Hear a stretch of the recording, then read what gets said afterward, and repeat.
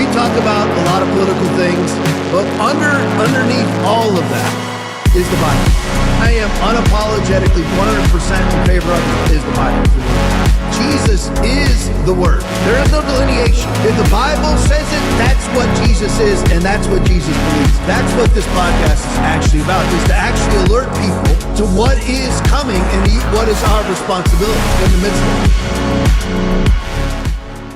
And so there have been no occasions when your security detail had difficulty waking or locating you. Is that right? Nope, it's a total farce. I don't even know where you get this stuff, but it doesn't make it credible because you say so. I'm not saying it, Director Patel. It's been written and documented. You are literally saying it. No, I'm saying that these are reports, Director Patel. No, and unlike your baseless reports, the only person that was slinging margaritas in El Salvador on the taxpayer dollar with a convicted gangbanging rapist was you. You know, the only person that ran up a $7,000 bar tab in Washington, D.C. at the lobby bar was you. So the only individual in this room that has been drinking on taxpayer dime during the day is you. Director Patel, come on. These are serious allegations that were made against you. They're in a lawsuit that you filed. You drinking margaritas with a gangbanger is true and on video. It just goes to show you running a $7,000 bar tab at the lobby bar has been filed by your own office. This goes to show drink during the day. That's you. This is the ultimate example of hypocrisy. Mr. Chairman, I will not be tarnished by baseless allegations and fraudulent statements from the media. The fact that you mentioned that indicates you don't know what you are talking about. Now, here, Director The only thing Patel, I know is you're the one drinking margaritas with felons. Actually, that's a false statement, and I'm asking you about your statements. I've answered that. And I'm asking you about a particular report. Well, Abby, I think it's a mistake to sit here and say that the food stamp program makes Americans better off. In 2000, there were only 17 million Americans on food stamps. Today, there are 42 million of them, 4 million of whom are refugees, are migrants in this country. They have TPS or refugee status. It doesn't matter. I don't think it's a good measure of the economy that more and more Americans rely on the government. What I think President Trump wants to do is build an economy where everyone can earn a dignified market wage so they don't have to rely on the government to feed their family. So what happened is we have a ballroom that's under budget. It's going up right here. I've doubled the size of it because we obviously need that. And we're right now on budget, under budget, and ahead of schedule. I doubled the size of it, you dumb person. It's double the size. You are not a smart person. Right over here.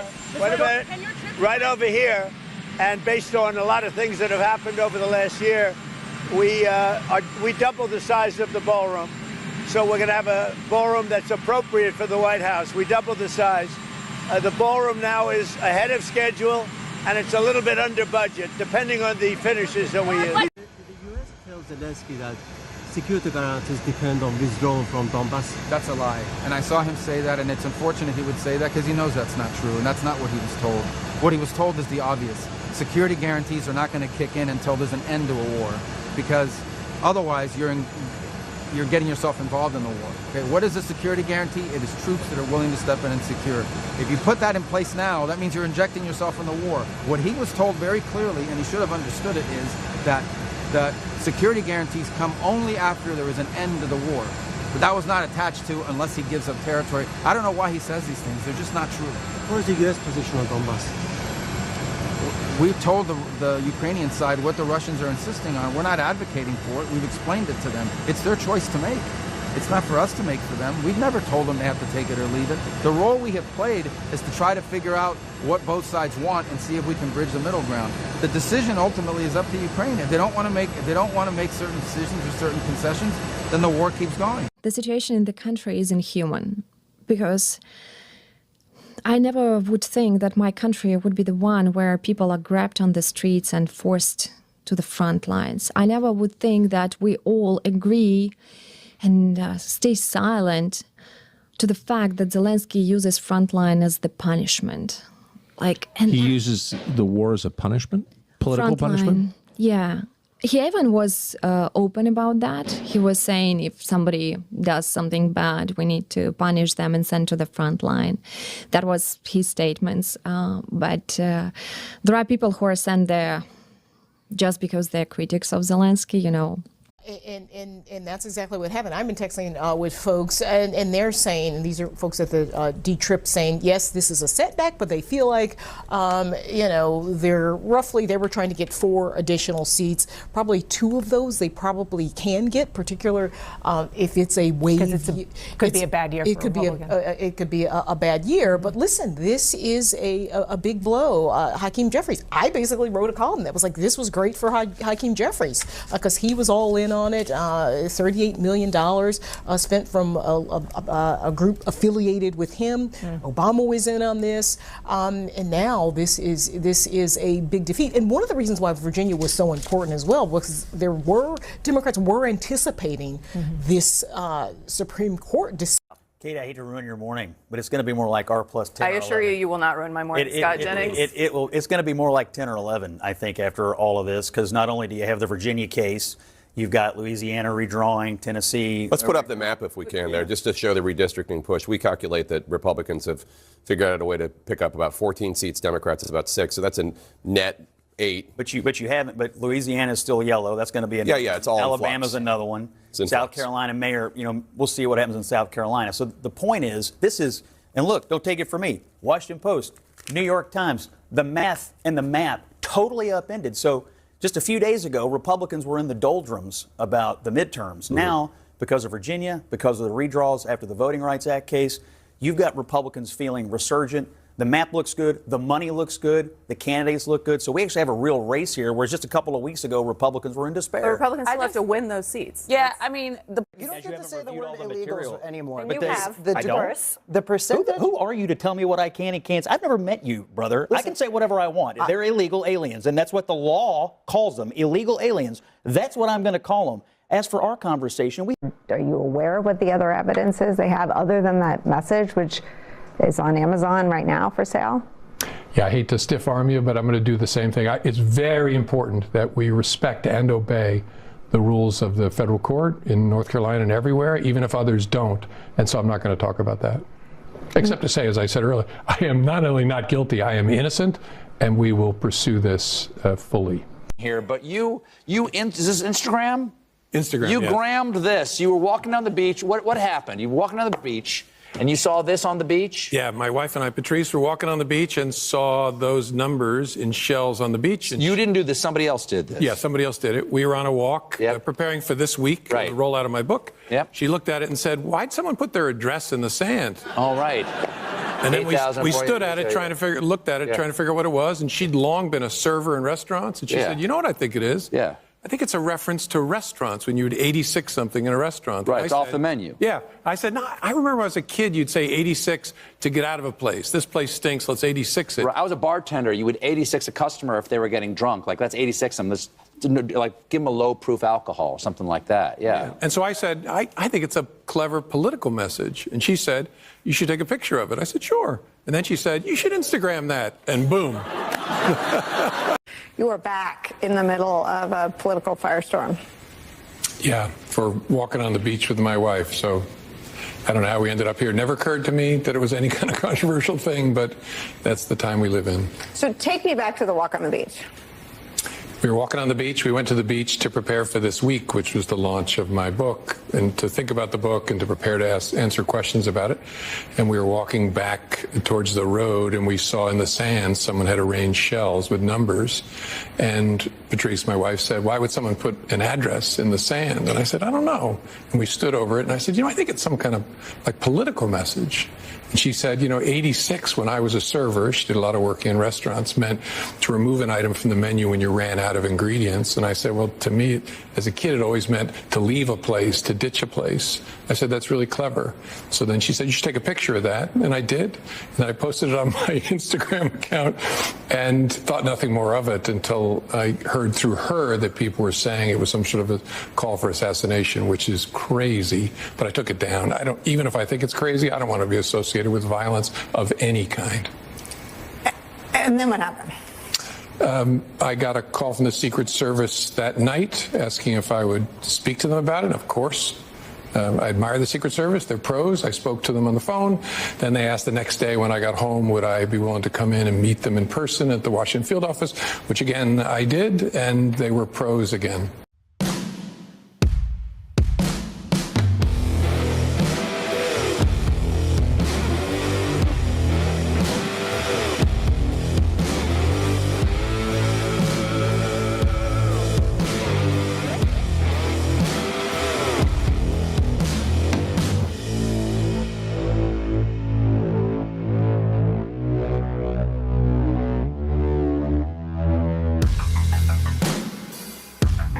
right, Tuesday night, and we are live. Hope everybody's doing good. As always, be blessed in the mighty name of Jesus. Let me say to everybody in the chat, Guitar Glenn is on, Peg McGroin is on, Auntie Mama is on, Skunk 71 is on, Big Jim Go Blue is on, Granite 2468 is on, Drummer for Jesus is on, Arcadia Angel is on, JGCK is on. Let me see here. K4, VMS is on, USA 1 Mike is on, Jeannie Malfeasy is on, excuse me, Sunwoo 45 is on. Let me see. Captain Cliff is on. Jim Brody is on. Robin Aroni is on. Gloyd Shaw is on. Mobetta 01 is on. David Graves is on. Clean Sanchez is on. Douglas Tina is on. Release the Hog is on. Stephen Toms is on. Luann 5 is on.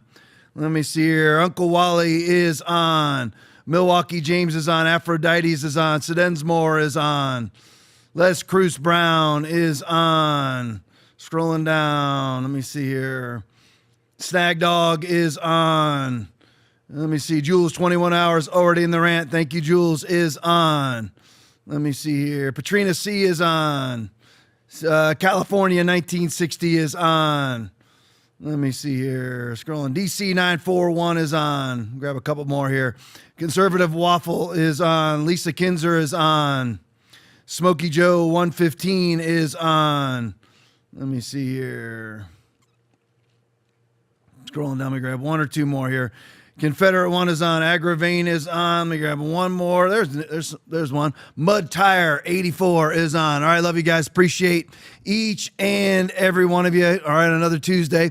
All right, well, let's hop into the latest. We got I'm not sure exactly how you pronounce it. Alex Jones pronounced it the Hanta virus. I'm assuming it's Hanta or Hanta virus. I'm going to go with Hanta virus. So here we are again, hantavirus. The exact stats on the hantavirus. Let me throw this out there on the hantavirus so far. I busted them out, got the stats from them here. So when we're talking about it, odds of dying. This is from Liz Wheeler. Odds of dying from the hantavirus are 1 in 35 million. Odds of dying from a lightning strike are 1 in 15 to 20 million. Odds of dying in a car accident 1 in 9,000. Odds of dying from a medical error, 1 in 1,000 to 1 in 1,400. So far, we have 9 confirmed cases worldwide, 1 confirmed in the United States, 16 isolated in Nebraska.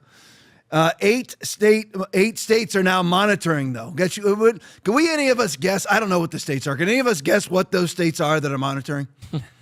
I mean, of course, it's going to be California. It's going to be Illinois. It's going to be New York. We know that. It's going to be Washington. Oregon, states like that. How many hantavirus deaths are there per year? But because everybody is thinking, I know not you guys are the red-pilled ones, but how many hantavirus deaths are there per year? I thought this was the first thing. I thought maybe this was a novel virus. No, happens every year. Just like we had the exact same deaths, which we've chronicled on this show 500 times, with the exact same amount of deaths during the coronavirus pandemic as when there is no pandemic. Hence the reason why there was never a pandemic, because there was never any excess deaths. How can that be, Tom? Because they had the death count every day up on CNN. Well, because they were just taking people dying of everything and attributing it to COVID, and every pneumonia death was COVID. Every other COVID coronavirus death, which is the common cold, which leads to pneumonia, was a COVID death. Every flu death was a COVID death. That's why we ended up with 0 flu deaths, and all of them, remember that, how that was over 2020. 0 flu deaths, and then thousands. We have 30 to 80,000 flu deaths per year in the United States. And suddenly we had 1,200. And nobody, I mean, again, I'm speaking to a red-pilled crowd, so I'm not really talking to you. I'm just talking about in a general sense. It's amazing that doesn't overturn the beliefs of so many people.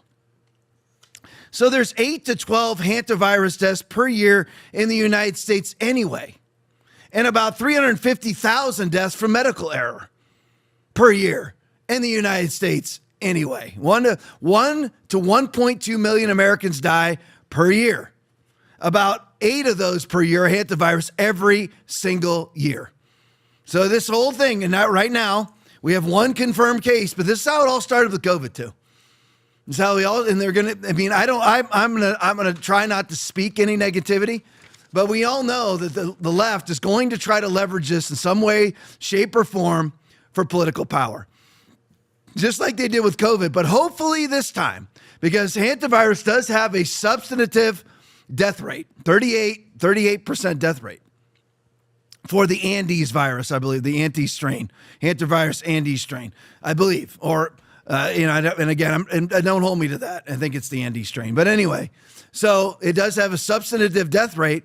But there are all kinds of diseases that have substantive death rates that are out every year. So let's break all this down. This may not be your thing. Maybe you want to talk about the election stuff or whatever. But we got to break it down because it's all over the place. I mean, everybody's talking about it, whether it's Glenn Beck or Alex Jones. We've got a short Alex Jones clip to show you, but everybody's talking about it because you have to talk about it now because all of this becomes a big deal. How many of you have ever heard of hantavirus before? None of us have. But Americans die of it every single year and always have. But yet now it's become allegedly this new outbreak. It's not a new outbreak. There is no outbreak. It is a rat urine feces-borne virus that unless you are in close proximity to that or close proximity for an extended period of time with somebody already infected, you have no chance of getting it. All right, so let's break this down now. Peter McCullough video, hantavirus Andes strain MV Hondius outbreak timeline. Here is the timeline, and then I'll play his video real quick. Here's the timeline for the hantavirus outbreak. It seems like it was a while ago, but it really wasn't that long ago. What did it say, the 12th or 13th? 12th? 12th. Okay, today's 12th. Yep. So 11 days ago, 4/1/2026, ship to parts likely infected, this is all from Peter McCullough, with infected rodents on board. 4/11, 10 days later, Dutch man dies on the ship. 4/24, it's very extenuated. 4/24, spouse of, I'm a whole month. I said it was 10 days ago. No, that was 4. This is 5. So a month and a half ago. Now we're getting close though. 4/24/26, spouse of Dutch man disembarks in St. Helena with his, it says his body, I don't know, and dies shortly after, it must be with his spouse and dies afterwards. 4/24, ill British man disembarks and airlifted to Johannesburg, improved now out of ICU. 4/24/26, 28 passengers get off and remain well. 5/2/26, German dies on ship in harbor in Cape Verde. Authorities refuse to let the ship dock at the port because of the suspected hantavirus outbreak. 5/2/26, WHO locks passengers in cabins. Here we go. With infected rodents ventilation system, fresh air on dock not permitted. So how do you, again, this is just like COVID. How do you keep yourself from getting COVID? Get out in the fresh air.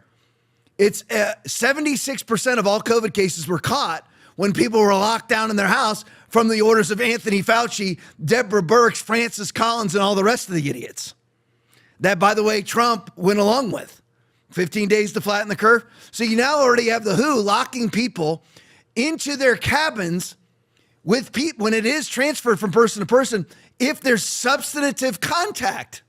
So what would you do if it's transferred using or transmitted via substantive contact? What would you do as a logical person? You would not allow a person to be in substantial contact with another person. Why would you lock them in their cabins with other people, just like they did during COVID? These are the experts. That's why you have Tedros, I can't remember what his last name is. Ghebreyesus. Tedros Ghebreyesus, the Ethiopian terrorist who actually runs the WHO.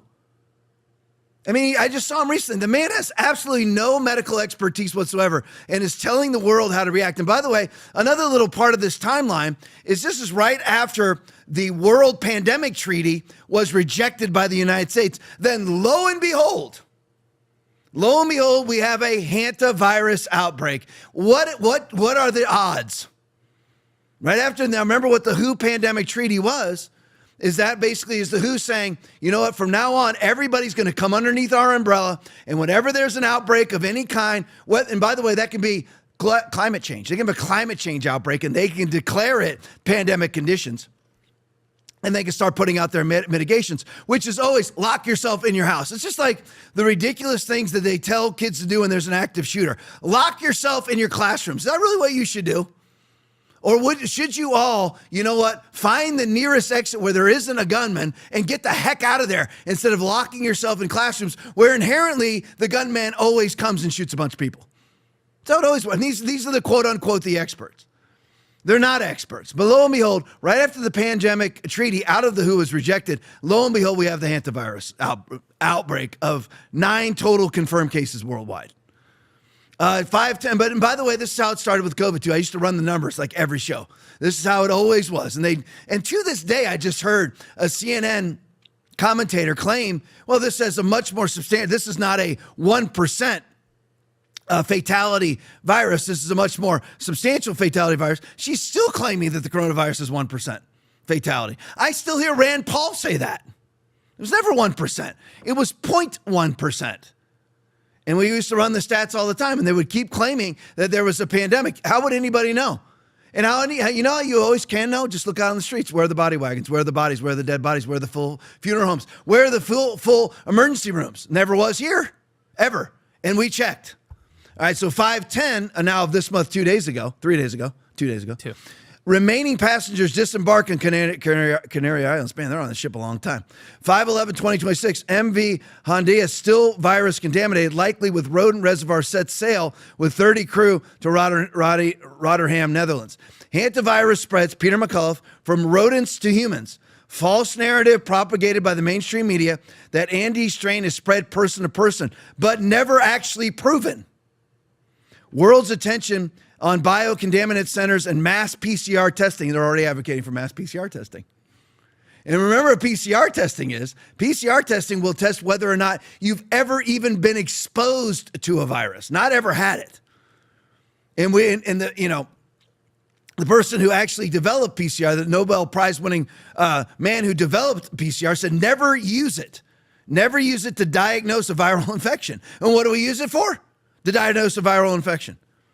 So, and he says 30 crew, member crews sailed off, risking more time they're sailing off with the rodent infested ship instead of actually cleansing the whole thing. All right, so let's go. Oh, I didn't play this, play the video for me, guys. We know the WHO and the mainstream media are already creating this false narrative that it's spreading person to person and that the right thing to do is lock people up on the ship, which is completely wrong. And we're calling it out now real time. That's the difference now, Tommy, is that we're not behind on this story. Just like when the bird flu outbreak and the monkeypox national emergency, real time we responded to it with a reasonable counter narrative. And on bird flu and monkeypox, we prevailed. Mm-hmm. We prevailed. And I anticipate we're going to prevail here because we have the right concepts. I'm a card-carrying epidemiologist. I'm as experienced or more experienced than anybody at the WHO. Yeah, right. Yeah. It's because that's you vocalize it more eloquently as you often do than I was trying to. Well, it's also important to call it. So listen, if we hear today or tomorrow they've airlifted a few more people who've gotten off who got sick, or one of the WHO people gets sick, don't be surprised. Don't be surprised because they're not handling the problem. The ship is the problem. All right, so there you go. That's Peter McCullough. So there it is. And Aaron found out it's hantavirus, like hantavirus. And there was actually more research from Aaron. There was an episode of The X-Files in 2000 that had a hantavirus outbreak. So this shows you that none of this is real. Remember, these people are very zealous, stupid human beings. Whether it's Ghebreyesus, whether it's Kathy Hochul, who's already got her eye on this and getting her preparations in order, the governor of the state of New York, and they have already made it legal to open up virus camps there, concentration camps. That was passed during all the COVID, during the COVID times. They made it legal where they can make you now in the state of New York, they can make you go to a quarantine camp. They made that legal, and she's got her eye on it now, right in time for the midterms. Amazing, isn't it? And they're just monkeypox in this thing. If enough people buy into it, and we'll see who the first pastor is, if it goes that far, which I hope it doesn't. I hope we never have to go through the COVID crap again. Believe me, I hope we never do. But it just shows you that the timing here is very suspicious, as usual. Right before the midterms, Trump's already royally screwed himself with the stupid Iran war. What are we on? Day 70 what now? 74? Oh, yeah. Day 74 of the 4-day war. I mean, Netanyahu's only out by 70 days so far. All right, well, hopefully we'll get to some of that. But anyway, so he's already royally screwed himself and everybody else. Luckily, as he screws himself, he does other brilliant things like the redistricting effort, which has bought us a net 8 seats as of right now, 14-6 in our favor. But anyway, so here's Alex Jones. Justin reports that the hantavirus has mutated, explode as positive cases. Reports that hantavirus has mutated. Has it? No. As positive cases and deaths are confirmed across the world. Play it for me. There is no doubt from the way the hantavirus was rolled out and the way they hyped up this shit, and then suddenly there were cases and deaths all over the world of this same strain of hantavirus that's new. Now they're saying it's mutated again. And all they got to do is point a PCR test at somebody that's died and set it to that and turn it up and claim that falsely. That's what they did with COVID 6 years ago. So the propaganda, all the things they've said and done, the UN, World Health Organization head, a few days ago saying, you better give us our global treaty, you better take all our shots, you better apologize to us. They have launched their new COVID 2.0. And then magically, as I predicted, there's suddenly all these new deaths from this same strain of hantavirus in different parts of the world that have nothing to do with the ship. First suspected generation 3 hantavirus cases, an Italian who sat alongside a woman on Dutch KLM flight before she died, developed symptoms amid fears virus has mutated. Oh, weaponized, gain of function. And the big vaccine makers 2 years ago started multiple companies making their new vaccines that are just now ready magically. Wow. Dutch hospital worker forced to quarantine after possible hantavirus exposure due to PPE failure. Wow. Whoa, we need new lockdowns. Oh, put your mask back on, the EU says. Hantavirus latest. We don't know the virus is mutated, says France. It may have mutated. Look at the Drudge Report.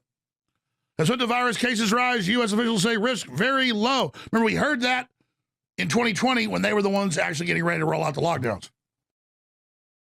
So they say it's no big deal, so they look legitimate later when they say, oh, it is a big deal.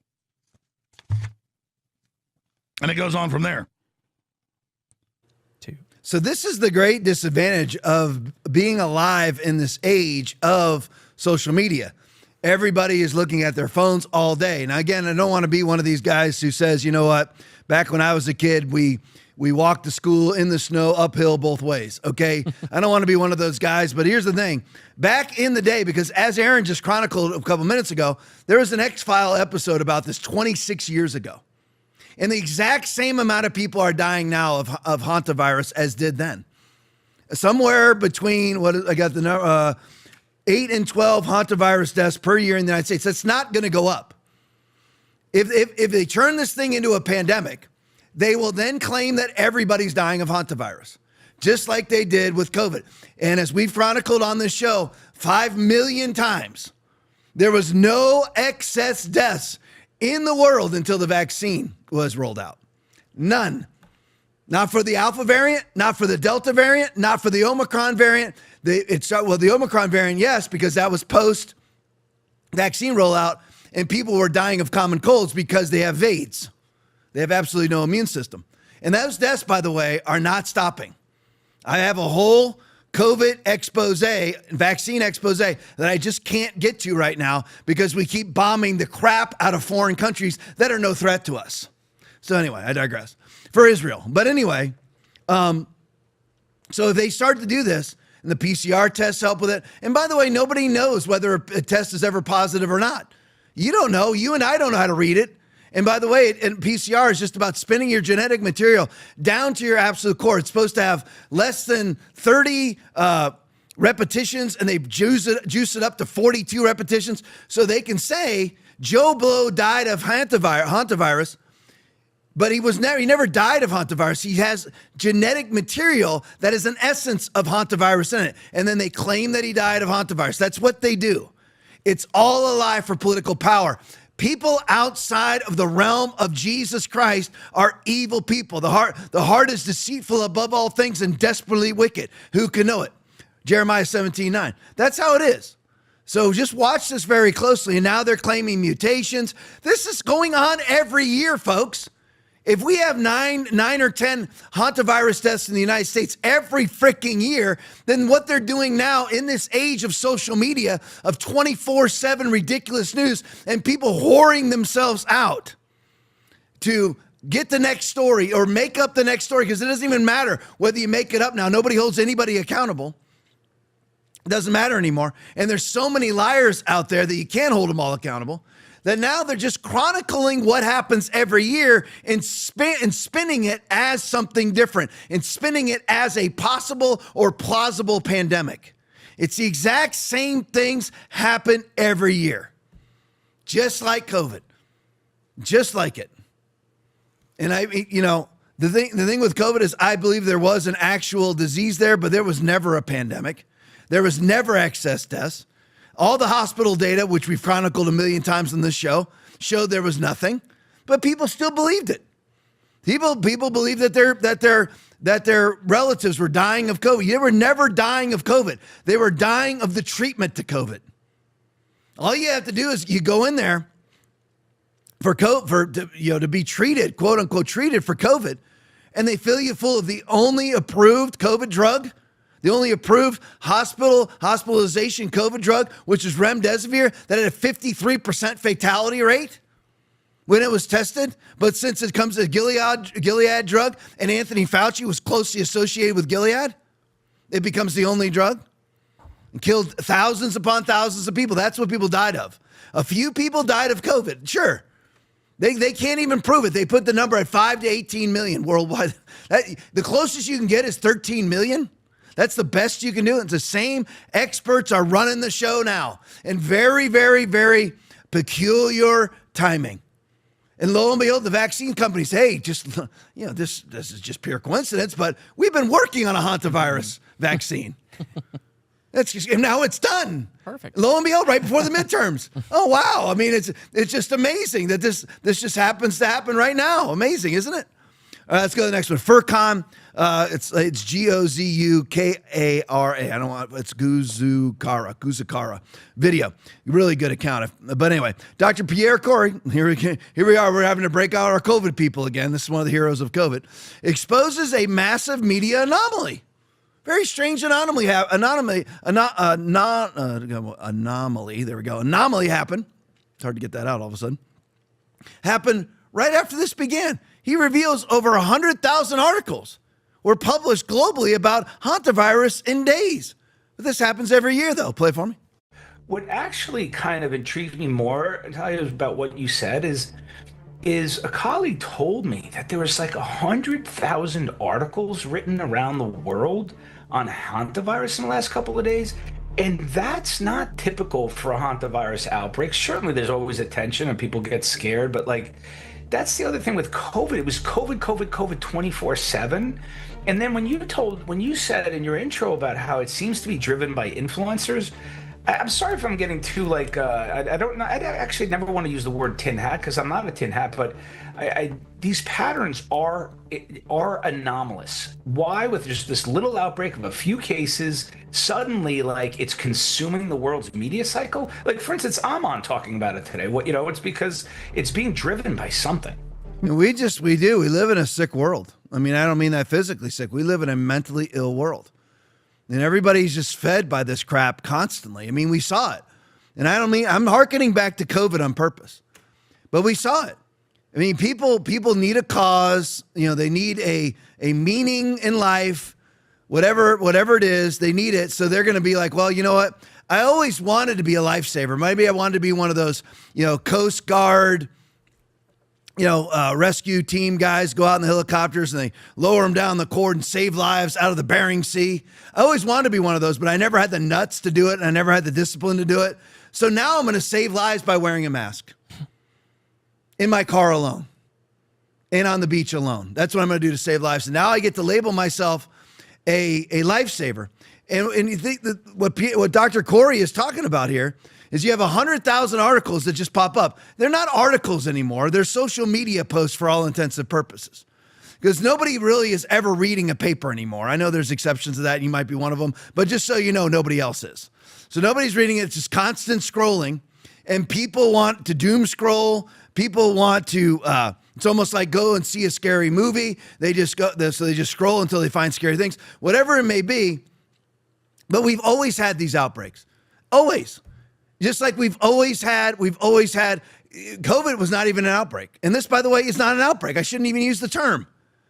We've always had these incidences. It's always that way. There are weird viruses that kill people every year. And as Aaron illustrated, for the third time I bring it up, this was already used as scare porn, fear porn in 2000 in the X-Files. Yep. It was already used.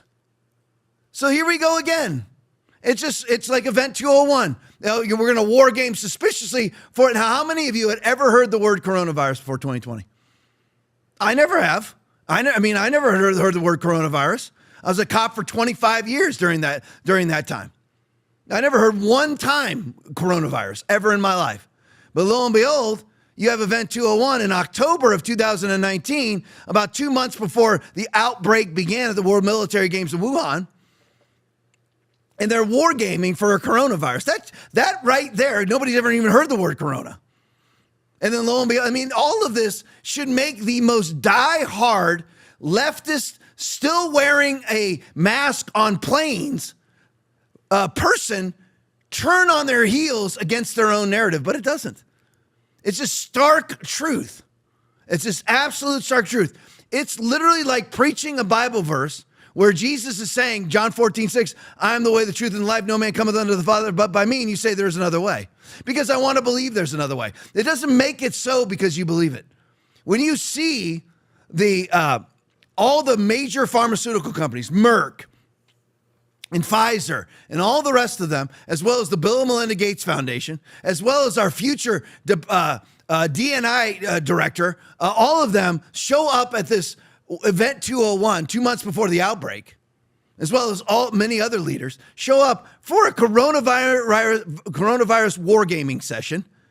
That should make you stop and say, you know what? It's over. It's the same thing what I told you with the Iran war.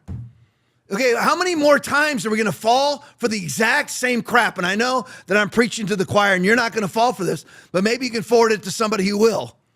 But how many more times are we going to fall? I listened to Crowder today interviewing Nick Fuentes. And like Crowder goes, I'm in favor of the Iran war. What if we spent 70 or 80 days there? Why are you in favor of it?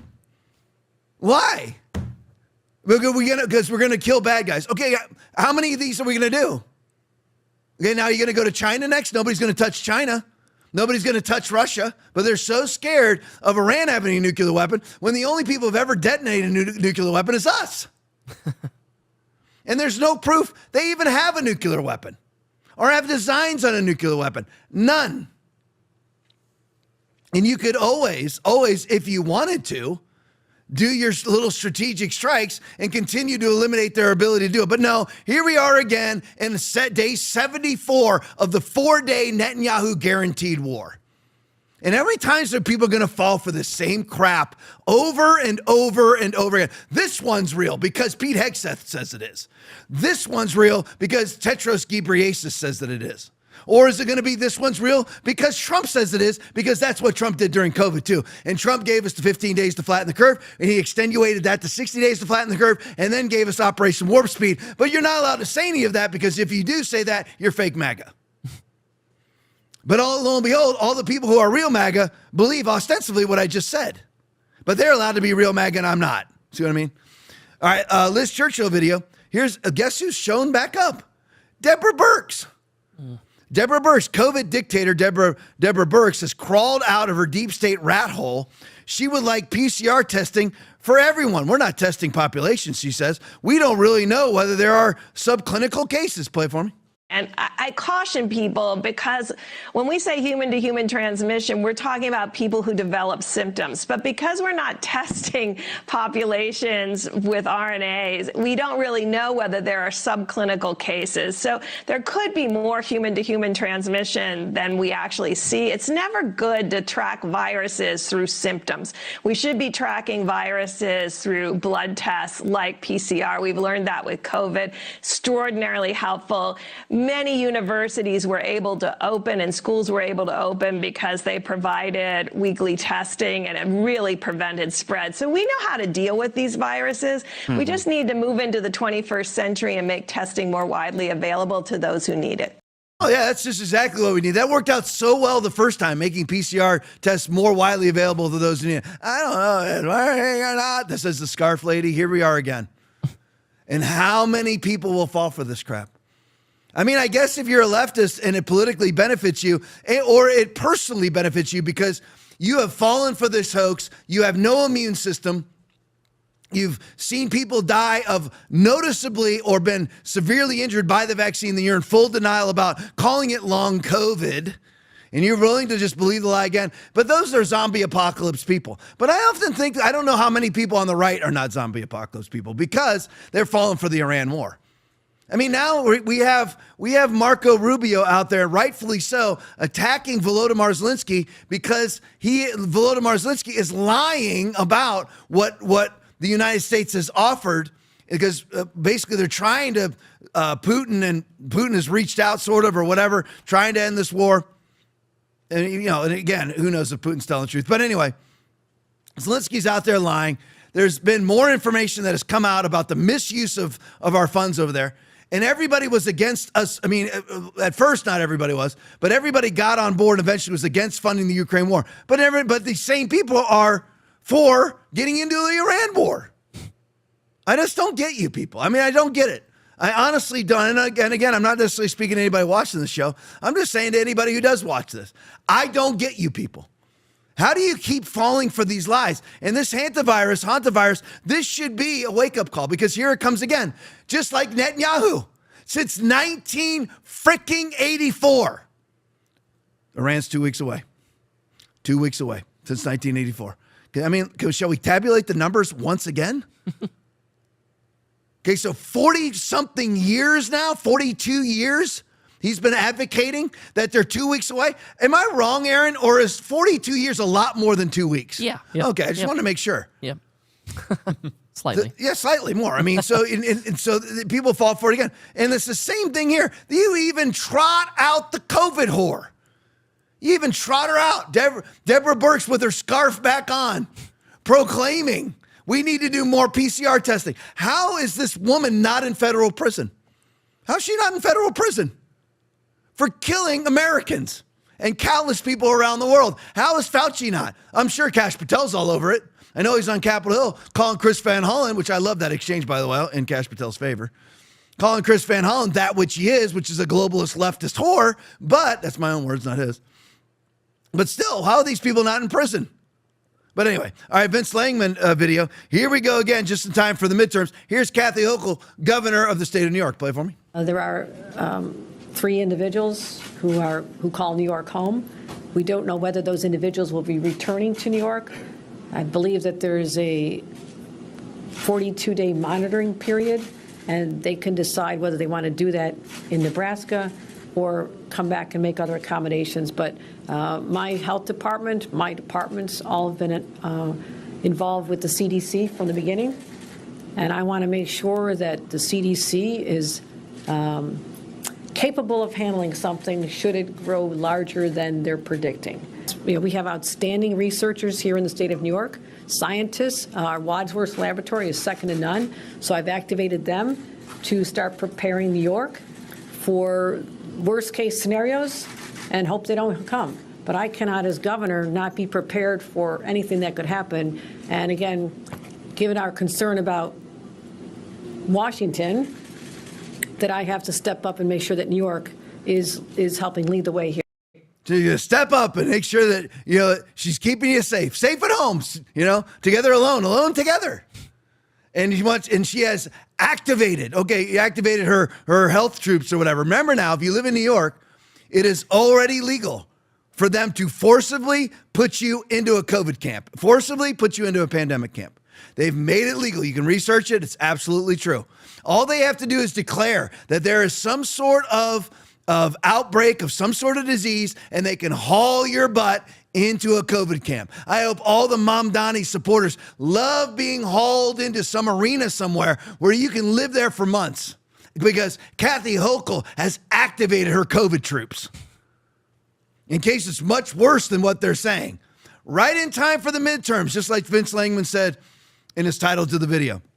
Here's an interesting thing. These little things will continue to pop up, I'm sure. Oli London video. Man from hantavirus cruise ship shares video of the day in a national quarantine unit. Play it for me. Good morning, everyone. It is my second day here at the National Quarantine Unit in Omaha, Nebraska, and I just wanted to give you a little tour of my room. So you walk in here, and then there is closet space.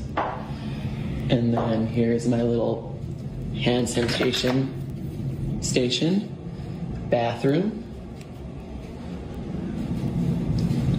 We have a dresser and a fridge, a smart TV. Here's my thermometer for temperature checks during the day. I have a stationary bike for exercise, a recliner, my bed. Now, here's this guy again. You got the second one loaded up for me? Now, is that the second? Oh, that's day 2. There we go. That's the one I need. All right. So, very strangely, he was a major Now, see, you saw how excited he was in his room, right? He's so excited to be there again. He's got his thermometer back out. He's so excited because we're back to COVID times for these idiots. So, finally, there's a reason to live. Because now you get to pretend that your life is in danger. So you are somebody standing in the face of death without ever standing in the face of death. But you get to think that you are. He's so excited. You and I would be so depressed if we were locked in because he's going to be in that room for 40 days. So you and I would be mega depressed. Not these people. And understand, that's who we're living with. These are Americans. They are in the Matrix. They are people who are absolute zombies. He's so excited. He's got his thermometer. He saw his mask sitting there. A stationary bike that obviously he never rides is there in his nice clean room. Oh, his hand sanitizer. Speaking the language. Well, this is the same guy during the COVID era. Play it for me. Vaccinated, gorgeous vaccinated girls get boosted, and gorgeous boosted girls get boosted again if you're eligible.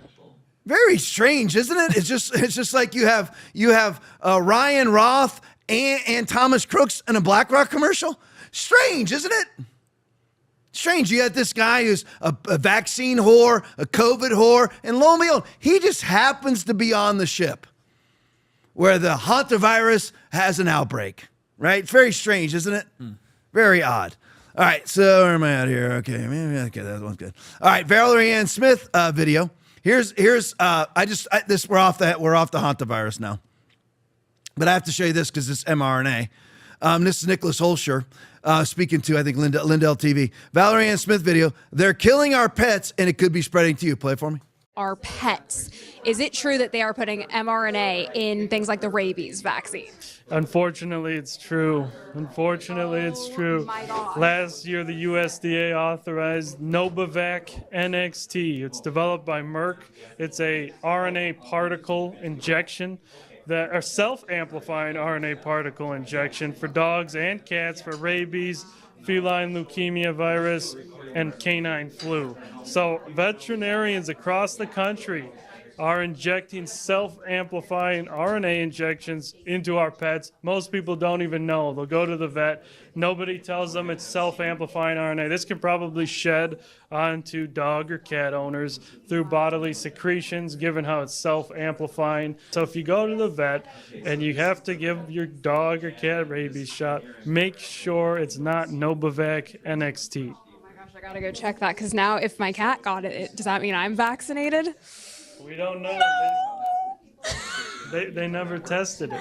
Oh my gosh, this is horrifying. What a shock. They never tested it. They just unleash it on the public.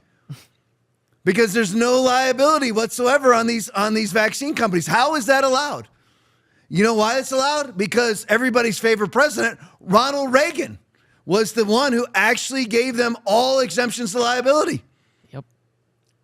That couldn't be on purpose. Right? No, I mean, come on. It couldn't be like Ronald Reagan was a globalist whore too, was he? No. Maybe is any of it true? No.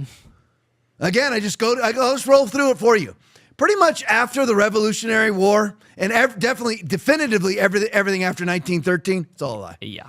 Everything you see is a lie.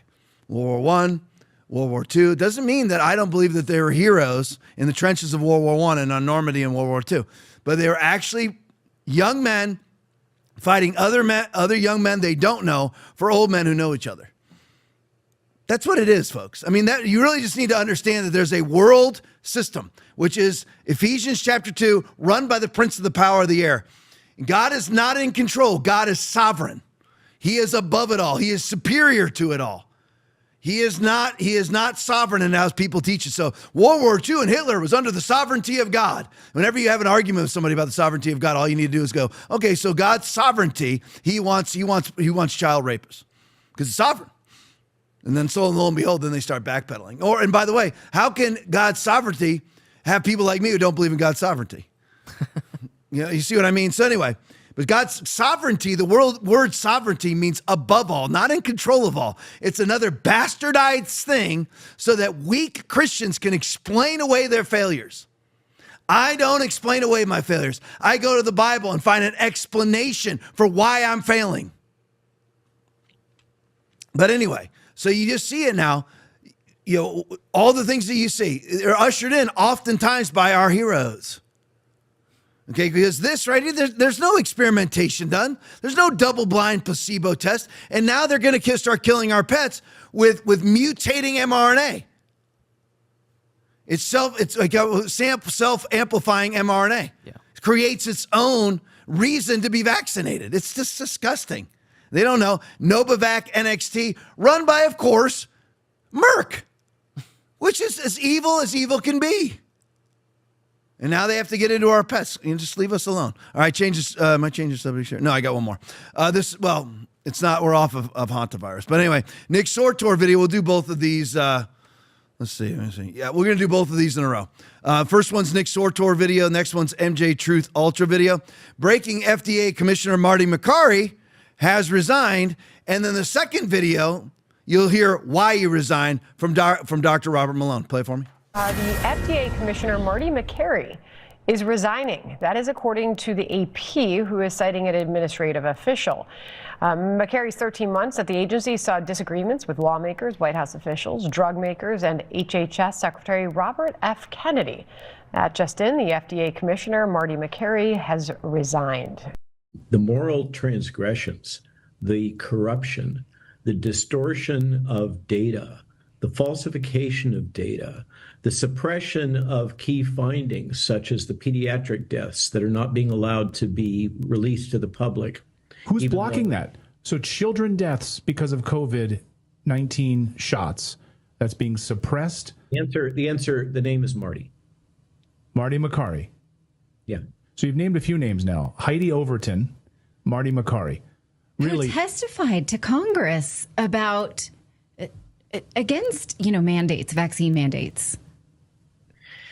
Yeah, so I really, there's a lot of dynamics that are going on. There is a huge amount of rumor mill going on about the reorg. As you know, there was just a major reorg at HHS with promotion of some key leaders from within the CMS group that's been so effective under Dr. Oz's leadership to positions where they're functionally chief operating officer for HHS.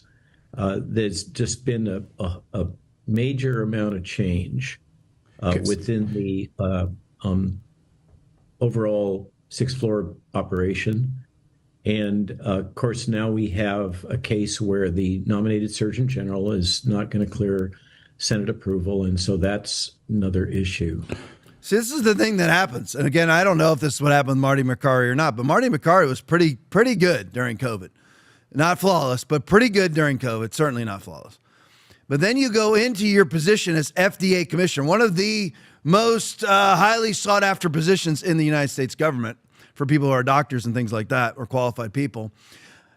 And then lo and behold, he is hiding, I always call sequestering, banning COVID-19 vaccination child deaths. Why would you do that? Because that was all part of the hiding to begin with, which I won't get into right now. But I mean, that was part of, they knew, the Biden administration knew that that the vaccines, the COVID vaccines, were causing myocarditis and blood clots and deaths. And what they did was hide it. And then so someone like Marty Makary comes in, you'd think he's going to be somebody who exposes it, not hides it. But what does he do? He comes in and hides it. Why? Because I think what happens is you go in there and you see all of the possible trappings of success. You see all the possible benefits. You're now talking to these sort of aristocrats, these elites, people who consider themselves to be elites. They're all idiots, by the way. It's just kind of a bunch of, really, we're not much different than the royal family, a bunch of inbred morons in D.C. But anyway, literally and figuratively. But anyway, you get in there and you start thinking, man, these doors are opening for me. You know, I could be looking at millions. I could be looking at tens of millions of dollars. I could be, you know, I'm in the game now. But being in the game means that you are effectively, completely and totally neutered from all truth for the rest of your life. But somehow you're in the game. I mean, you have to think about it. I don't mean to be overly philosophical here, but that's what happens to Ben Shapiro. You're in the game, but Ben can't come out against the vaccines because if he is, he loses his empire, which he's lost now anyway. You see that's what happens is they look at man, the benefits of all what, you know, the doors that are opening. But if you tell the truth, those doors will close. It's just like, you know, I'm not trying to equate myself. I'm just saying when the Iran war started, I had 200 more people watching. Okay. And I'm not a huge podcast anyway, but I had 200 more people watching. But if you're going to tell the truth about it, you're going to lose people.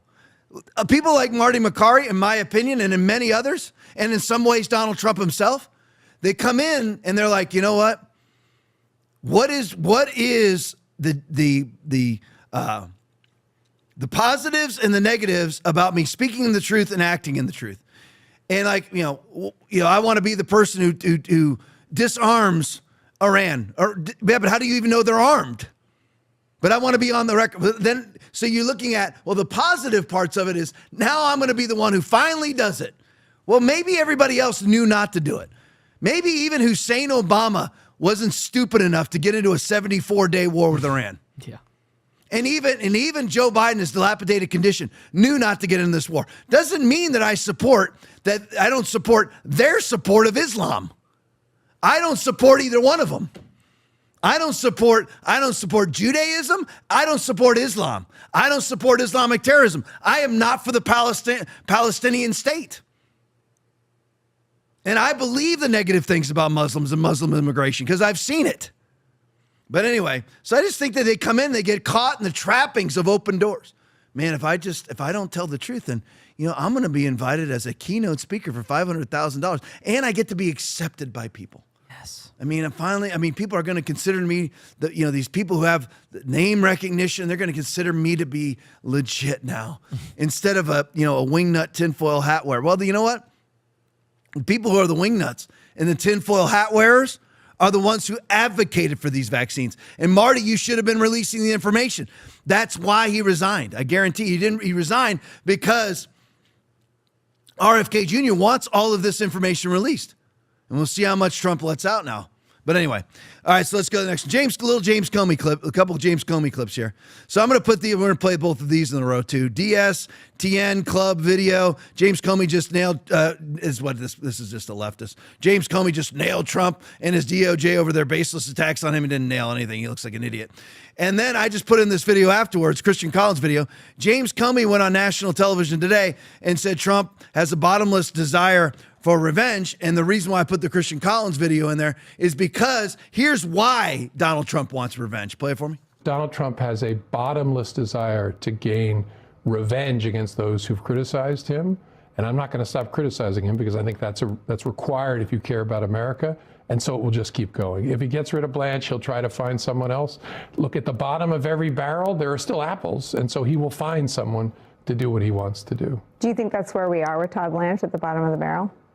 Only time will tell. I mean, Pam Bondi, I thought, was not a good fit for the role, and her standards are apparently too high.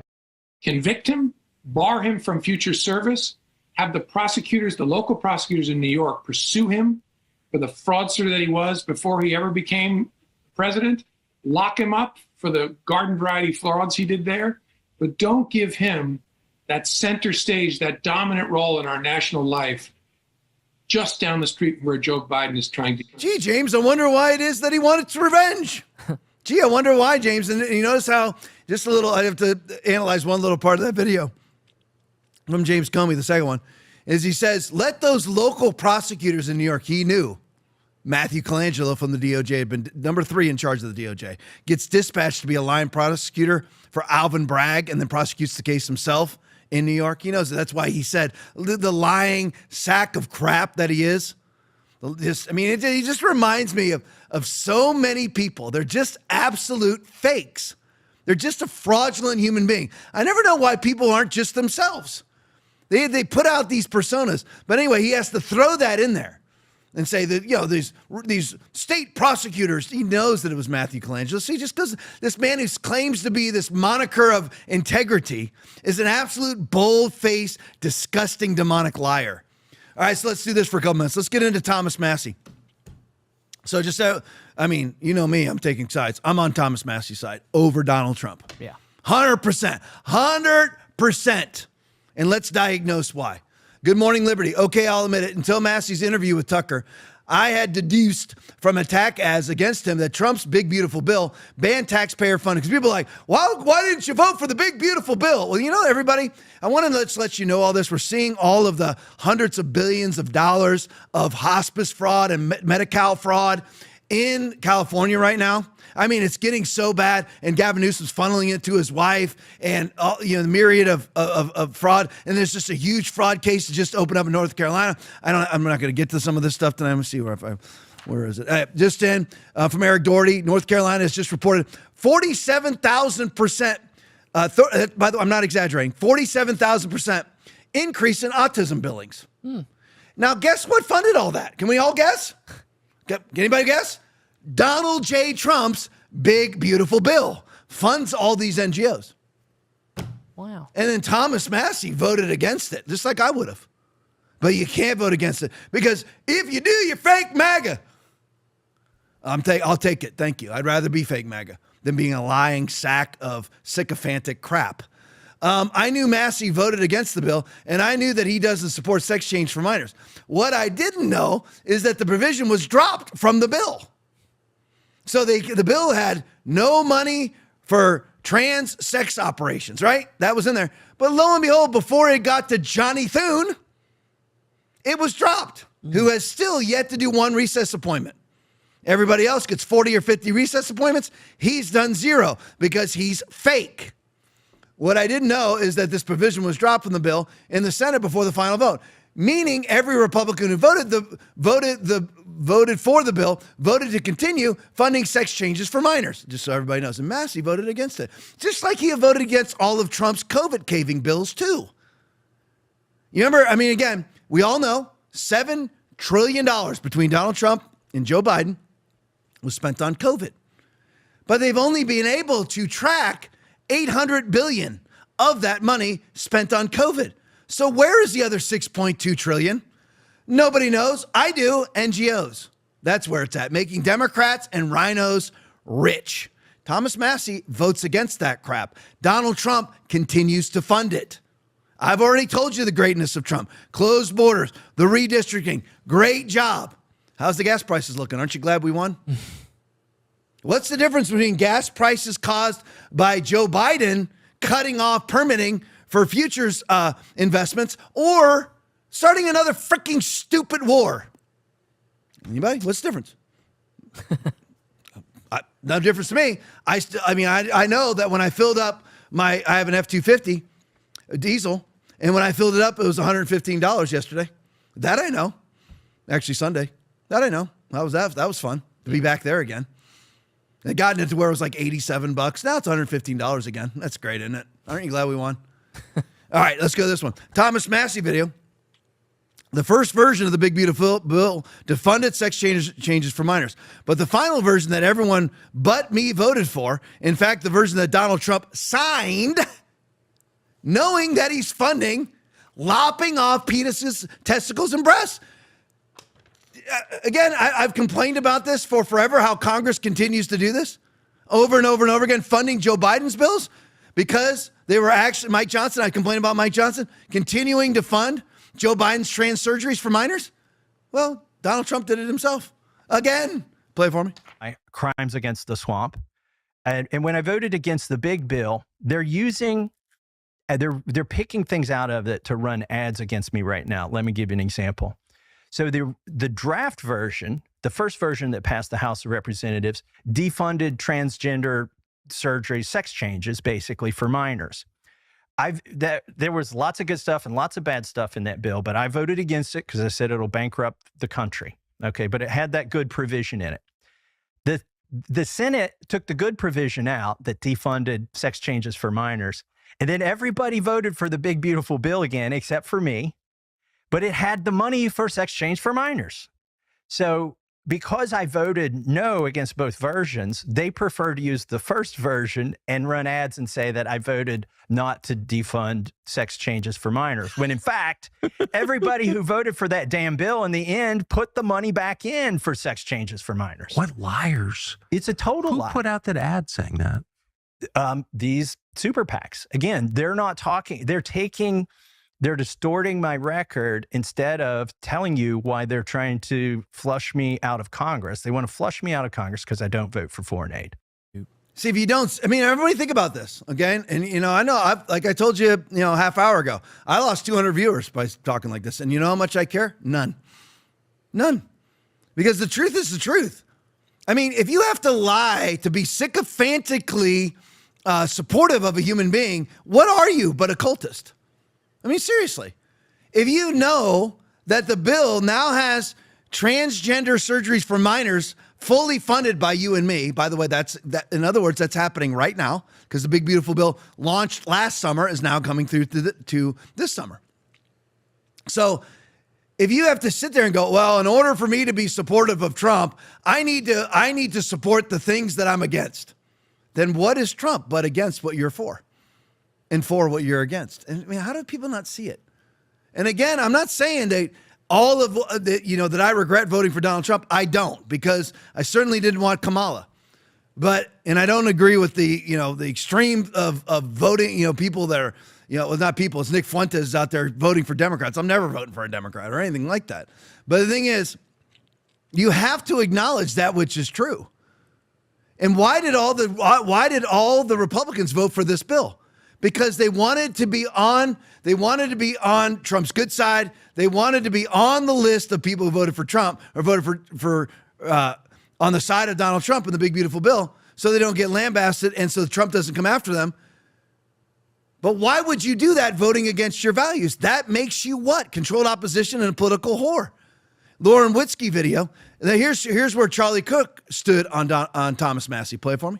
One of the most exciting developments from last week's negotiations is the new church committee. And one of the members of that new church committee is one of my favorite members of Congress. He loves the Constitution. He loves liberty. He's honest and he's tough, and he's going to really go after the intel agencies. It's Thomas Massie, who's just terrific, from Kentucky. Congressman Massie, welcome to the program. Hey, thanks. All right, so there you go. That's where Charlie Kirk stood on him. All right. Now, here's the flip side. Here's Cat Turd. Now, Cat Turd is a sycophantical Trump follower. Did great on COVID. But yet still thinks, does great on COVID, says the right things on the Ukraine war, then supports us starting another foreign war. Makes absolutely no sense. The reason why is because if Cat Turd goes against Trump, he loses his audience, like I did. But he's not. So you think about that. What are you then? I'm not just talking exclusively. I am talking about Cat Turd, but I'm not talking exclusively about Cat Turd. If you are willing to violate your own principles so that you maintain an audience, what are you? You are a principleless charlatan whore. That's what you are. You are violating your principles to maintain an audience. I mean, how many of you? How many people would violate your principles to keep a job? I'm not going to lie to keep a job. I'm not going to lie to keep my job at Foundation Church or my job when I was a sheriff's deputy. I didn't lie. I'm not going to lie. to keep my job. But how many people would? And here you have Cat Turd. He tries this. He got absolutely roasted, which is probably why this was ended up screenshotted and saved, because he ends up burning himself. Right here. He puts it out there. Grok, who is Thomas Massey's biggest donor to this latest campaign? Thomas Massey's biggest donors are retired individuals, Republican conservative groups, based on campaign data from 2011 to 2024. Notably, he has received no contributions, Cat Turd, from AIPAC, consistent with his public criticism of their influence. While some question his broader independence, no evidence suggests AIPAC or pro-Israel groups fund him. His reliance on individual donors supports claims of autonomy. I mean, you want to talk about, what do they call it there? Palm, what is it? Whatever you... Like a cell phone. Cell phone, yeah, cell phone. Talk about a cell phone. Because he was really hoping to roast him. Like, oh, all these people who are against AIPAC money, but secretly take it. Go to the next one for me. Now, here's who he's running against. Little Eddie Gowreen. Here he is. Eddie Gowreen's who he's running against. AIPAC money, $6.7 million. Whew.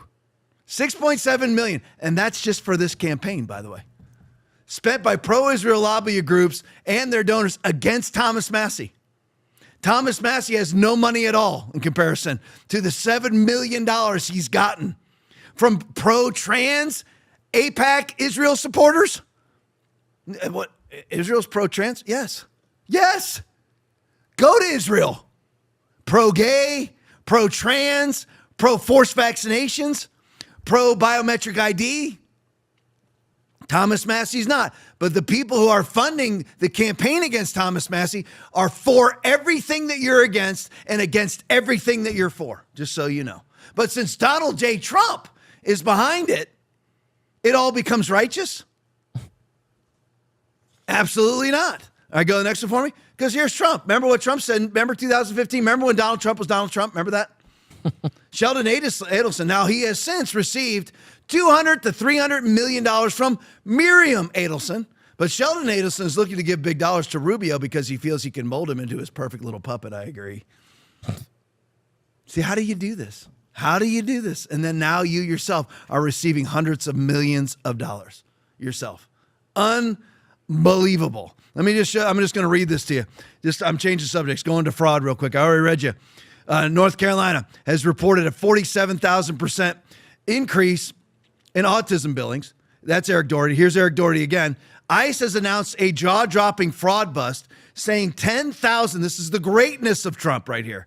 Saying 10,000. But how are those mass deportations going, everybody? We need to be averaging 3 million a year. Yeah. Okay. That's just so you know, we're not going to get 300,000 this year. No. Just to let you know. Okay. How's that going? But I guess now, since Trump is no longer for mass deportations, and I am, that I'm fake MAGA, right? Even though that was MAGA before, but now MAGA is Lindsey Graham and Mark Levin and Sean Hannity. Okay. All of them pimping, vaccine pimps and whores. All those. Then now we got the hantavirus back out here. So ICE has just announced a jaw-dropping fraud bust, saying 10,000 foreign students are involved in the, what's it, HB1? Is that the thing that you have like? H-1Bs. H-1B is V? H-1B as in boy. H-1B as in Yeah, boy. yep. H-1B. So that's lining up right here in Florida because you have James Fishback, who I'm trying to get to come to the church here and do a Q&A with everybody. Send it to his... Send it to him, actually, specifically. He said he's referring it to his team for coordination. So I hope it happens.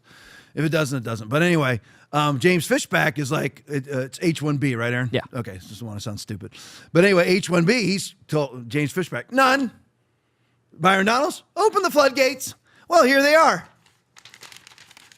10,000 foreign students are involved in the federal government's optional practical training. There are empty buildings where hundreds of students should be working as part of their ability to be in America, run by foreign leaked groups that send money out of the country. What are those? The fully funded NGOs coming out of the big, beautiful bill. There you go. Again, it's just the greatness of Trump is that that's being exposed. The greatness of Trump is he will go after people like Gavin Newsom and Cooper out of North Carolina. He will do that. That's the greatness of Trump. But he certainly should not be going after a 99. It depends on which Liberty score you look at. 99 or 96 to 99% Liberty score for Thomas Massey for Eddie Gowreen, who's a leftist.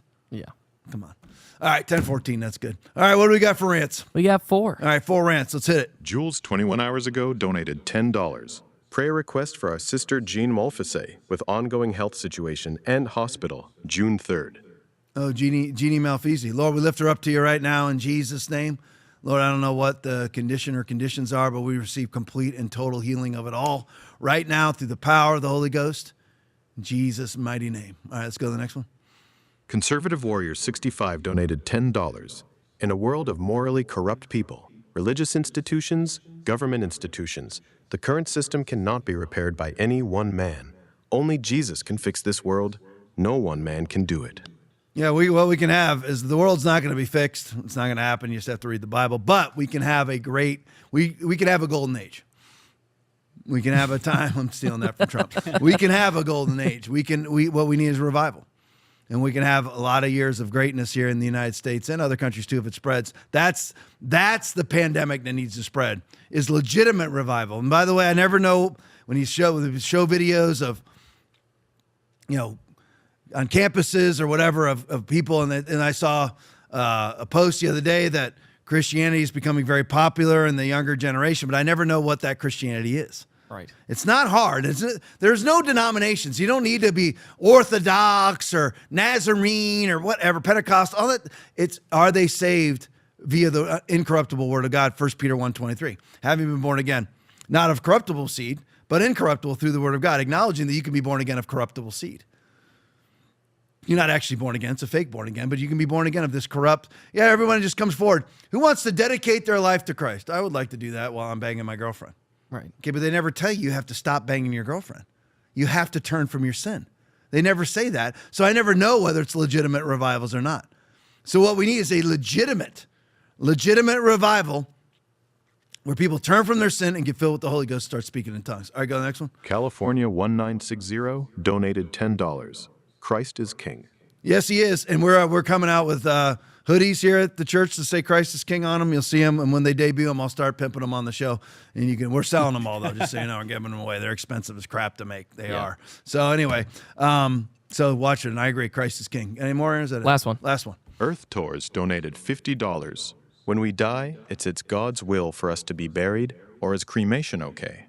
Earth Tours jumps in like it's the Bible study, but since it's a huge rant, $50, thank you so much for that. For me, again, what does the Bible say? Nothing. So who cares? Yeah. Who cares? It doesn't matter. It doesn't. God will. If you decide to get all burned up or whatever, in cremation, God will put it all back together. So to me, it doesn't matter. It's certainly not banned in the Bible. Whatever the Bible says yes to, you say yes to. Whatever the Bible says no to, you say no to. And whatever the Bible doesn't address, it doesn't matter. So there you go. All right, love you guys. Appreciate each and every one of you. Stick around for the post-game. Post-game is awesome. Back here tomorrow night, as always, at 9 p.m. I love you guys. Thank you for sticking with me. Again, one more time, stick around for the post-game. Back here tomorrow night, 9 o'clock. Love you all. God bless you. Abortion is demonic, by the way. Yeah. Satan would kill God if he could, but he can't. So he kills babies because he knows it wounds the heart of the Father. Absolutely. And causes chaos on the earth. You see, abortion is actually the sacrament of Satan. Because abortion says you must die so I can live. But Christ says, no, I must die so you can live. And chooses to enter human history in a uterus of all locations to redeem mankind from their sins. That's why it uses the same holy words. This is my body, but with the opposite blasphemous meaning. Do you think it's a coincidence that the central phrase of the entire abortion industrial complex and the culture of death today are the same words of our Savior at the First Communion, this is my body? And because Planned Parenthood is not only the largest abortion provider in the world, they're the largest provider of transgender drugs. They call both of those mutilations health care. Did you know this? What do they call transgender surgeries? Gender affirming. What do they call abortion? Reproductive. Right. They call them both health care. And so if they can't get the babies in the womb, they'll get them outside the womb. They defend both practices using bodily autonomy arguments. This is it is not a coincidence that the argument for abortion is quoting the words of our Savior. Oh, there's a fish on there. Ah! Oh my God! Oh my gosh.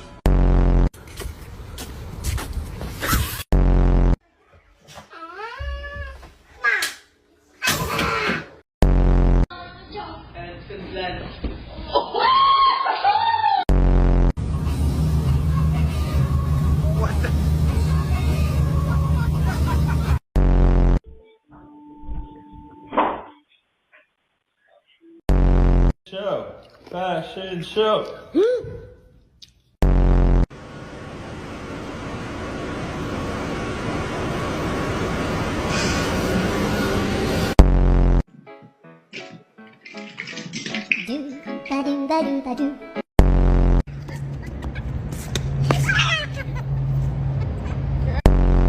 And here it goes. I'm just a kid and oh shit!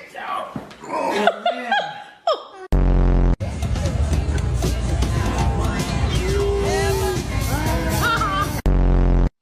In a little bit, not yet. Oh no! Oh!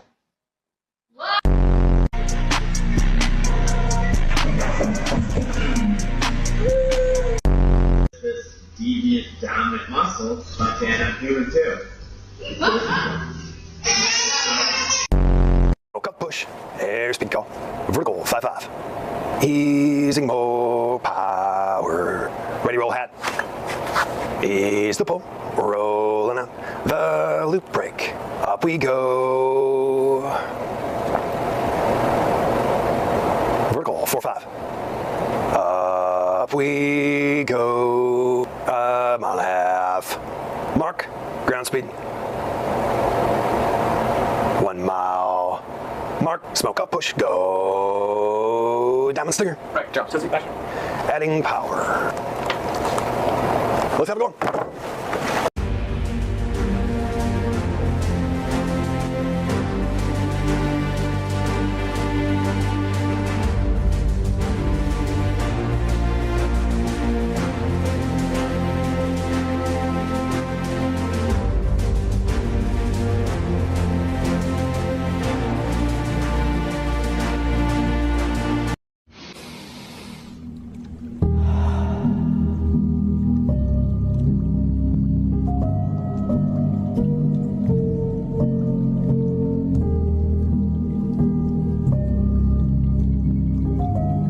They're faking a shot of being halfway to the moon.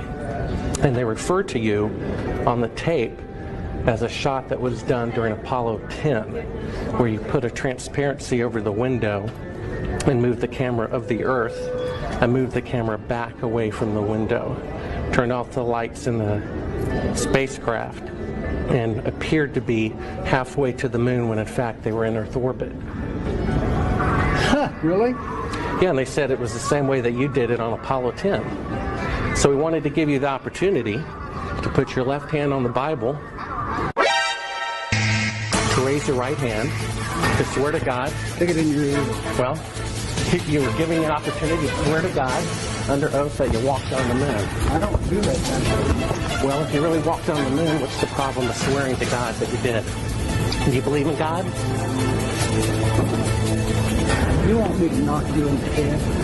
Well, I want you to swear to God on the Bible that you walked on the moon. If you walked on the moon, we're giving the opportunity to swear to God that you walked on the moon. I'm going to give you the opportunity to get the hell knocked out of you if you don't leave me alone.